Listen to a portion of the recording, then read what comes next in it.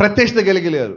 ఇప్పుడు ఆయనతో పాటే ఉన్నారు, ఆయన సంఘంలోనే ఉన్నారు, ఆయన వెనకాల నడుస్తూ ఉన్నారు, కానీ వీళ్ళు ఏం కలిగి లేరు? ప్రత్యక్షత కలిగి లేరు.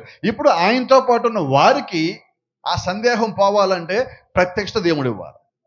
వారు అంతకాలం ఆయన పక్కనే ఉండి అద్భుతాలు చూశారు, ఆశ్చర్యాలు చూశారు, గొప్ప కార్యాలు చూశారు, చనిపోయిన వాళ్ళని పైకి లేపడం చూశారు, దయ్యాలు పోవటం చూశారు, చెవిటివారు, గుడ్డివారు, మోగవారు స్వస్థత పొందుకోవడం చూశారు. ఇన్ని చూసినా వారికి ఇంకా ఏం కావాల్సి వచ్చింది?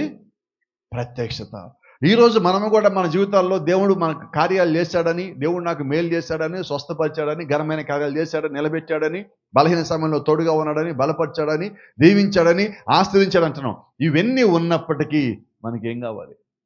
ప్రత్యక్షత. ఎందుకు ప్రత్యక్షత కావాలంటే జరగబోయే సంగతులు గ్రహించడానికి ప్రత్యక్షత కావాలి. దేవుడు నీ కొరకు చేసిన సంగతులు గుర్తించడానికి ప్రత్యక్షత కావాలి. నీ స్థానము తెలుసుకోవడానికి ప్రత్యక్షత కావాలి. నేడు నీవు ఎక్కడ నిలబడి ఉన్నావో నీకు తెలియాలంటే ప్రత్యక్షత కావాలి. ఈ ప్రత్యక్షత ఇవ్వాల్సింది సేవకుడు కాదు, అపోస్తలులు కాదు, ప్రవక్తలు కాదు, భూమి మీద ఏ ఒక్కరు ఇవ్వలేదు. రెండోది, పరలోకంలో కూడా ఏ దూత నీకు ఇవ్వలేడు. ప్రత్యక్షత ఇచ్చేది కేవలము యేసుక్రీస్తు మాత్రమే.